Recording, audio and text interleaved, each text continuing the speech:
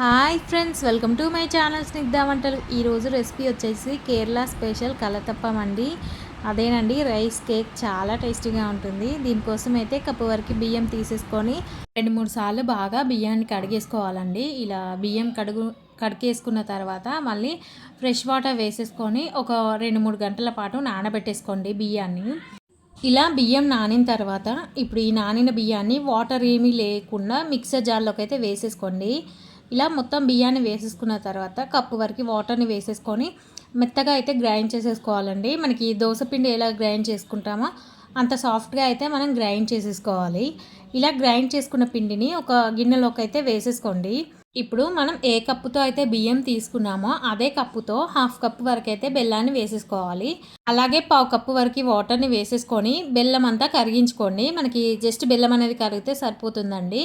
ఇలా బెల్లం కరిగించుకున్న తర్వాత ఇప్పుడు ఈ బెల్లం వాటర్ని మనం ముందుగా గ్రైండ్ చేసి పెట్టుకున్న బియ్య పిండిలో అయితే వేసేసుకోవాలి. ఇలా బెల్లం వాటర్ని మొత్తం వేసేసుకోండి. ఒకవేళ మీరు స్వీట్ ఎక్కువగా తినేవారైతే కప్పు కొంచెం తక్కువగా అయితే వేసేసుకోండి. ఇలా బెల్లం వాటర్ వేసేసి మొత్తం ఒకసారి కలిపేసుకోవాలి. ఇప్పుడు బేకింగ్ పౌడర్ కానీ బేకింగ్ సోడా కానీ ఏదైనా ఒక 1/2 టీ స్పూన్ వరకు అయితే వేసేసుకోండి. ఇలా వేసేసుకొని మొత్తం ఒకసారి కలిపేసుకోవాలి. ఇప్పుడు ఇందులోనే ఒక ఇలాచీ అయితే క్రష్ చేసి వేసేసుకోండి. మీరు కావాలంటే పిండిని మిక్సీ చేసేటప్పుడు అప్పుడైనా వేసేసుకోవచ్చు.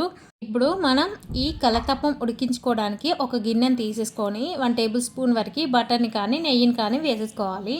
ఇలా నేనైతే బటర్ని వేసేసుకున్నాను. ఇలా బటర్ కరిగిన తర్వాత ఒక 1 టేబుల్ స్పూన్ వరకు అయితే ఇలా కొబ్బరి ముక్కల్ని కట్ చేసి వేసేసుకున్నానండి. ఇలా కొబ్బరి ముక్కలు అనేది మంచి కలర్లోకి వచ్చేసిన తర్వాత మనం ముందుగా రెడీ చేసి పెట్టుకున్న ఈ బియ్యం వాటర్ని అయితే వేసేసుకోండి. ఇలా వేసేసుకొని మూత పెట్టేసుకొని 10 to 15 మినిట్స్ అనేది లో ఫ్లేమ్లో కుక్ చేసేసుకుంటే సరిపోతుందండి. మనకి కరెక్ట్గా బేక్ అవుతుంది. 10 మినిట్స్ తర్వాత చూడండి కొంచెం పచ్చిగా ఉంటుందండి. మనకి 15 మినిట్స్ కల్లా కంప్లీట్గా కుక్ అయిపోతుంది. ఇలా 15 మినిట్స్కి చూస్తే నైఫ్ అనేది క్లియర్గా వస్తుంది. మనకి ఇది కంప్లీట్గా కూల్ అయిన తర్వాత మీకు నచ్చిన షేప్లో అయితే కట్ చేసేసుకోవడమే. చాలా టేస్టీగా ఉంటుంది. పిల్లలు కేక్ కావాలంటే ఇలా హెల్తీ వేలో అయితే కేక్ చేసి పెట్టండి. ఇదైతే కేరళ స్పెషల్ అండి, చాలా టేస్టీగా ఉంటుంది. మీరు నచ్చితే డ్రై ఫ్రూట్స్ కూడా వేసుకోవచ్చండి. ఇంకా డ్రై ఫ్రూట్స్ కూడా వేసుకుంటే చాలా టేస్టీగా ఉంటుంది. ఇప్పుడైతే నేను కట్ చేసేసుకుంటున్నాను. చాలా సాఫ్ట్గా, చాలా స్పాంజీగా, చాలా బాగుంటుందండి.